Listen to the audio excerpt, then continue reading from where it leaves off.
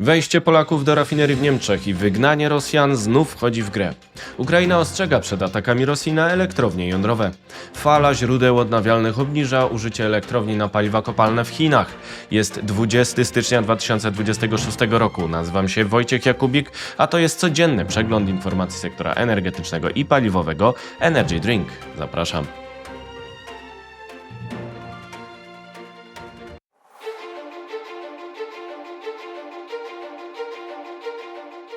Partnerem kanału Energy Drink jest Orlen. Zaczynamy jak zawsze od informacji dnia. Wygnać Rosjan ze Szwed w Niemczech, rozbudować rurociąg pomorski. Węgrzy zdołali przejąć rosyjskie udziały w rafinerii dzięki współpracy z USA, więc Polacy też mogą. Rurociąg pomorski zapewniłby długofalową elastyczność dostaw paliw z polskiego naftoportu, a być może ułatwił także dywersyfikację sektora w Niemczech w razie przejęcia rafinerii Szwed. W tym kontekście istotny jest los drugiej nitki rurociągu pomorskiego. Wypadła z rządowego Krajowego Planu na rzecz Energii i Klimatu, ale ośrodek prezydencki chce jej przywrócenia. Powrót do rozmów o wejściu Polaków do akcjonariatu niemieckiej rafinerii Szwed jest potencjalnie możliwy. Węgierski MOL wykorzystał nałożenie sankcji USA na Gazprom Neft do przejęcia jego udziałów w rafinerii Pančevo w Serbii.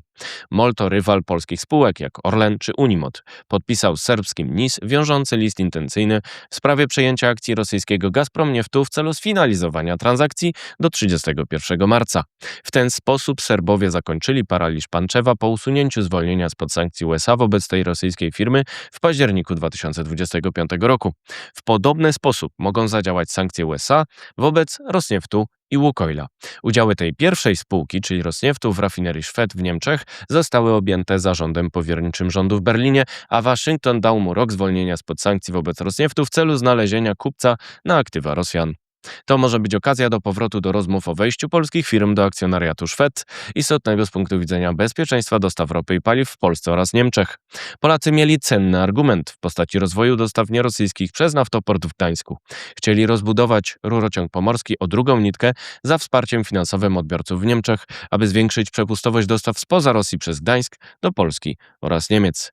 Rozmowy prowadzone od 2022 roku nie przyniosły jednak rezultatów, pomimo memorandum ministrów klimatu obu krajów ujawnionego przez podcast Energy Drink. Druga nitka rurociągu pomorskiego została ostatecznie wykreślona z nowej wersji Krajowego Planu na rzecz Energii i Klimatu. Nowe otwarcie, możliwe dzięki czynnikowi amerykańskiemu, każe ponownie przemyśleć ten ruch. Ten temat może być przedmiotem współpracy ponad podziałami w Polsce, jak rurociąg NATO, który ma połączyć rafinerię płocką z rafinerią Szwed i zapewnić bezpieczeństwo dostaw paliw w razie wojny. Cytuję, w 2023 roku zakończyliśmy projektowanie drugiej nitki ropociągu pomorskiego z Gdańska do Płocka. Pozyskaliśmy pozwolenia na budowę wszystkich odcinków. Uznawaliśmy ten projekt jako strategiczny dla bezpieczeństwa energetycznego Polski, ale także dla elastyczności dostaw ropy do Polski, wskazał Paweł Stańczyk, były prezes PERN-u i OLPP, obecnie członek Rady Energii przy prezydencie RP, a także szef zespołu energetycznego Instytutu Strategii Narodowej. Mówi to w rozmowie z podcastem Energy Drink. Atutami tej inwestycji była dalsza dywersyfikacja dostaw ropy poprzez polski gdański naftoport, w którym również zaczęliśmy projektować kolejne stanowisko na tankowce. Dzięki temu projektowi mogliśmy dalej wzmacniać Polskę jako hub naftowy w regionie. Rurociągi z Płocka wszak biegną na zachód, do 2 wschodnio-niemieckich rafinerii, tłumaczy Stańczyk. Druga nitka mogłaby stać się istotnym elementem negocjacyjnym w rozmowach o obecności polskiego udziałowca w rafinerii Szwed, przekonuje Stańczyk. Nowa magistrala zwiększałaby również szanse Polski w procesie wsparcia powojennej odbudowy Ukrainy. Miało to również zwiększyć przepustowość i dać większą odporność na awarie i kryzysy, przypomina nasza rozmówca.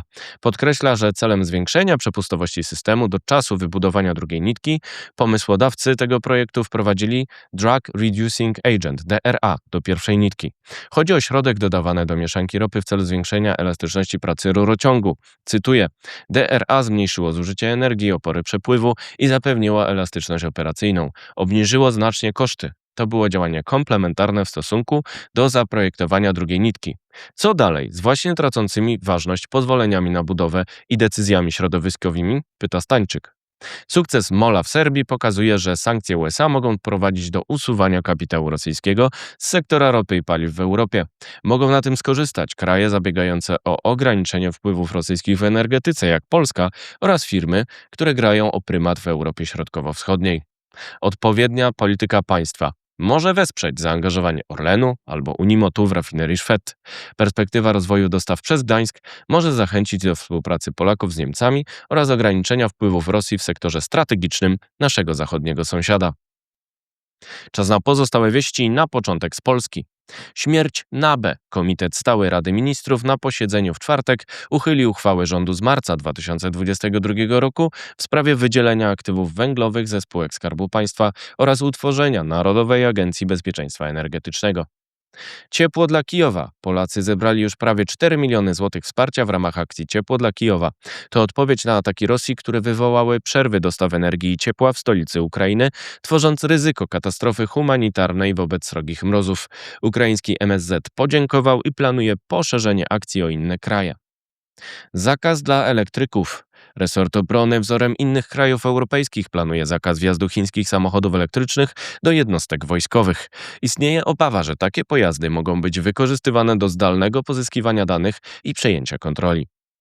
Piaskownica regulacyjna. Urząd Regulacji Energetyki uruchomił nabór projektów do piaskownicy regulacyjnej. Innowacje transformacji energetycznej mogą być testowane w kontrolowanych warunkach z czasowym zwolnieniem z podczęści regulacji po to, aby najlepsze zostały zastosowane w praktyce. Teraz wieści z Europy. Zgoda w Niemczech. Komisja Europejska i Ministerstwo Gospodarki Niemiec mają porozumienie ramowe w sprawie planu pomocy publicznej na budowę 10 gigawatów energetyki gazowej. Przypomina on polski rynek mocy i ma dać moce dyspozycyjne potrzebne wobec odejścia od atomu oraz odchodzenia od węgla w Niemczech. Impas grenlandzki. Węgry zablokowały wspólne stanowisko Unii w sprawie pomysłu przejęcia Grenlandii przez USA. Duńczycy zasugerowali rozpoczęcie misji NATO na tej autonomicznej wyspie. Wysłali dodatkowe wojsko. Rozmowy w Davos. Prezydent Ukrainy Wołodymyr Zełański może spotkać się ze swym amerykańskim odpowiednikiem Donaldem Trumpem na Światowym Forum Ekonomicznym w Davos w Szwajcarii. Rosja odrzuciła propozycję zawieszenia broni autorstwa USA i Ukrainy. Ostrzeżenie jądrowe. Wywiad Ukrainy ostrzega, że Rosjanie planują ataki na podstacje elektroenergetyczne przy elektrowniach jądrowych nad Dnieprem w celu wywołania jak największych blackoutów i zmuszenia Kijowa do kapitulacji. Międzynarodowa Agencja Energii Atomowej wyśle misję w celu zbadania bezpieczeństwa tych obiektów. Jeszcze wieści ze świata.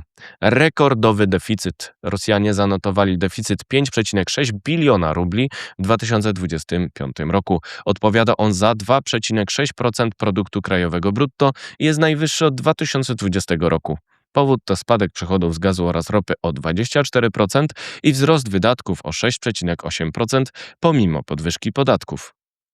Chiny redukują. Chiny zmniejszyły produkcję energii ze źródeł konwencjonalnych po raz pierwszy od 10 lat, pomimo dalszego wzrostu zapotrzebowania. Powód to rosnąca podaż ze źródeł odnawialnych. Pekin planuje szczyt emisji CO2 w 2030 roku, po którym ma nastąpić stały spadek. CCS za Atlantykiem. Amerykański Google podpisał umowę na dostawę energii z planowanej elektrowni gazowej w stanie Illinois, wzbogaconej o instalację wychwytu CO2, czyli CCS. Energia ma trafić do nowych centrów danych tej firmy. Opóźnienie jądrowe. Największa elektrownia jądrowa na świecie, czyli Kashiwazaki Kariwa w Japonii, wróci do pracy z opóźnieniem. Powodem jest usterka, która zmusiła operatora TEPCO do przeprowadzenia dodatkowej kontroli bezpieczeństwa.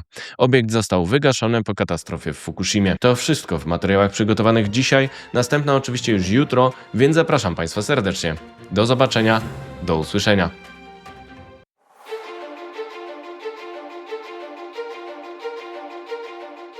Partnerem kanału Energy Drink jest Orlen.